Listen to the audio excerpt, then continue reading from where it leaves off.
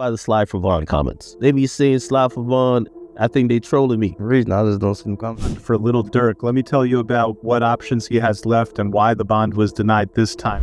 We want to begin now with some breaking news. Rapper Lil Durk. The old block rapper is out here feeling like his whole world is collapsing, and his mind is hanging by a thread as that trial creeps closer.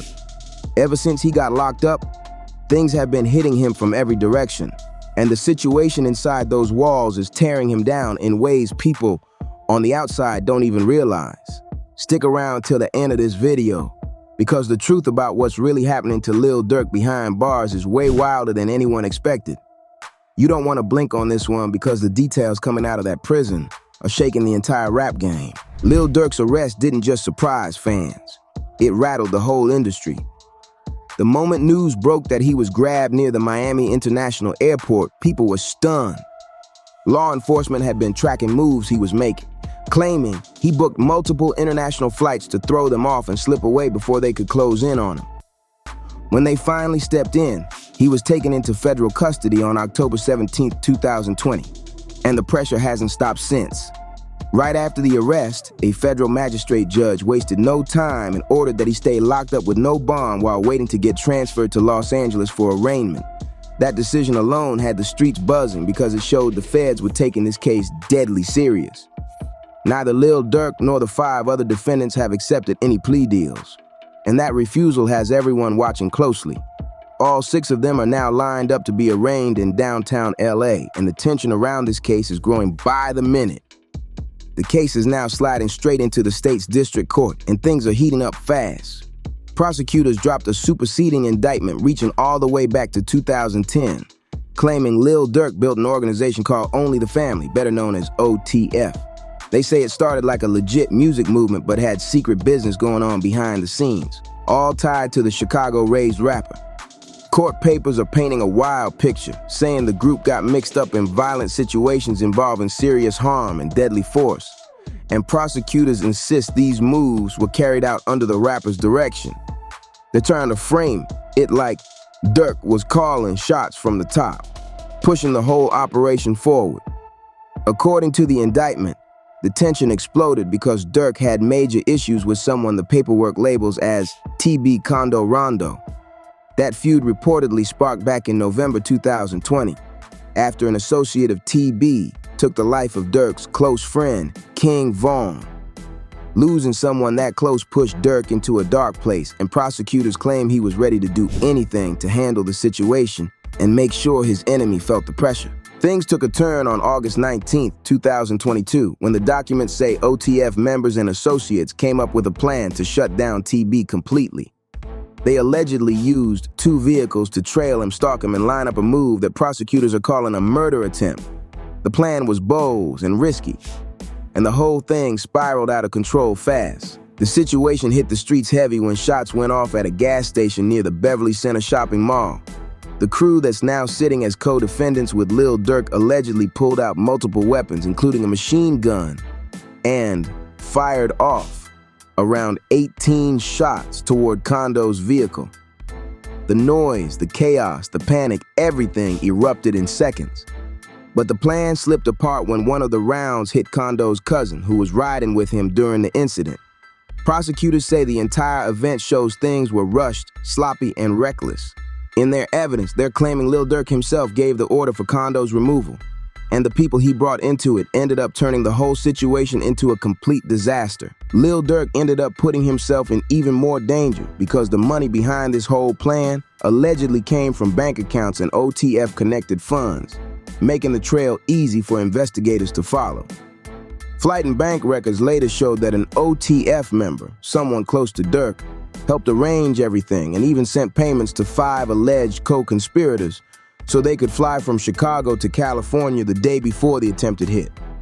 Things got messier when investigators uncovered what happened around the time those one-way flights were bought. According to the documents, the Chicago-born rapper reportedly told the OTF associate handling the travel, "Don't book no flights, under no names, involved with Sick Me." That message alone sent prosecutors into overdrive because it hinted at secret planning and caution. And they used that to tighten their case even more. The plan kept moving as the group traveled from Chicago to California, lining everything up like they were preparing for a major mission. And on that same day, Durk also made his way to California. But he took a private jet, flying alongside another alleged hitman the papers refer to as VNI. Prosecutors say this added another layer to the situation, making the whole thing look even more connected and intentional. But the sloppy mistakes didn't stop there. One of the 5 defendants reportedly went shopping later that same day, buying ski masks that were supposed to be used in the hit. The wild part, prosecutors say he paid with a credit card in Lil Durk's name. That single move turned the whole situation into a bigger problem because it tied financial evidence right back to him. Prosecutors working on the case haven't let up at all. They've been digging into every detail, pushing for the toughest possible penalties for Durk and the others involved. In one of the statements made by the lead prosecutor, the tone was serious and direct. Mr. Banks, Lil Durk, is charged with orchestrating a cold-blooded murder that resulted in the death of a rival's family member, the prosecutor said, making it clear they were building a heavy case. United States Attorney Martin Estrada added even more weight to it, saying the shooting happened out in the open, at a gas station sitting on a busy intersection, putting innocent people in danger. He called it a violent act that hurt the community and made it clear that his office would have absolutely zero tolerance for anyone involved in such harsh behavior. Akil Davis, the assistant director running the FBI's Los Angeles field office, didn't hold back when he spoke on the case. He made it clear that nothing can justify what happened, saying, "No excuse can justify this violent act." And he warned anyone thinking they slipped away clean. He said, "While you're going about your life thinking you got away with it, the FBI is piecing together the facts that will serve as your undoing." That statement alone had people realizing the feds weren't playing at all. Los Angeles Police Chief Dominic Choi also stepped forward, explaining how multiple departments linked up to bring some level of justice to the victim's family by tracking down everyone involved. According to him, this arrest is the culmination of the combined efforts of our partners in the U.S. Attorney's Office, the FBI and LAPD's Operation West Bureau homicide detectives. And during their investigation, they discovered that Durk, Lil Durk, was involved in this heinous murder. Hearing that from the LAPD chief added even more pressure to the case. Lil Durk is now facing extra felony charges as prosecutors keep digging deeper and presenting new pieces of evidence inside the courtroom. What started as a heavy situation has turned into something even more dangerous legally. His updated charges include 1 count of using interstate facilities to commit murder for hire resulting in death, 1 count of conspiracy, 1 count involving the use, carrying, and discharge of firearms, including a machine gun, and another count tied to the possession of violent firearms connected to a crime that ended in death. The Chicago-raised rapper, now 32, originally faced these accusations in a criminal complaint, but things have escalated. 2 more felony charges have been added, raising the stakes even higher. The updated 4-count indictment names Lil Durk as the lead defendant, building off the earlier indictment filed on October 17th, and prosecutors are treating this like one of the biggest cases they've touched in years. The indictment from 2024 didn't just land on Lil Durk, it also named 5 other defendants tied to the deadly shooting of Quando Rondo's cousin back in August 2022. Prosecutors laid out every name clearly, starting with 28-year-old Kayvon London Grant, known on the streets of Atlanta as Cousin and VNI. Then there's 33-year-old DeAndre Dontrell Wilson, better known as DD from Chicago, along with 33-year-old David Brian Lindsay, known as Brown Eyes out of Addison, Illinois. They also listed 33-year-old Keith Jones, known as Flacka from Gary, Indiana. And lastly, 36-year-old Asa Houston, known on the South Side as Boogie from Chicago. While Lil Durk sits in federal custody in Miami, DD, VNI, and Brown Eyes are currently locked up at the Winnebago County Jail in Illinois, waiting to be shipped out to Los Angeles for federal court.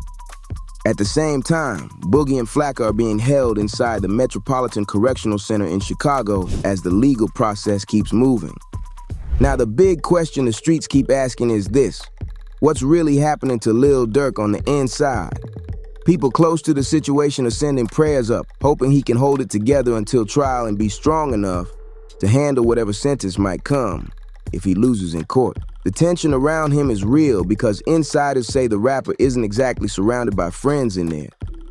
Fans have been talking non-stop, speculating that Durk might be dealing with extra trouble because someone allegedly flipped on him, which is what landed him behind bars in the first place. The Grammy-winning rapper has barely spoken since he was grabbed at the Miami airport while trying to fly out to Italy, and his team has been silent too.